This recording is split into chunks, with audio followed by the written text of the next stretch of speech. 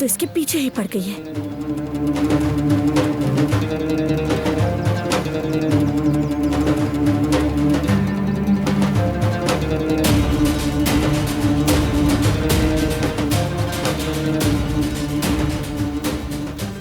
फिराक, ये बहुत खतरनाक लड़की है, तुम इससे दूर रहो। अच्छा ये बताओ, तुम मेरी कॉल का जवाब क्यों नहीं दे रहे? ना ही कॉल बैक की। गुल, दारिया से क्या मसला है तुम्हें? दिलान के साथ जो किया वो नहीं जानते? बस यही बात है? क्या ये काफी नहीं है? उसने उन्हें कत्ल करना चाहा।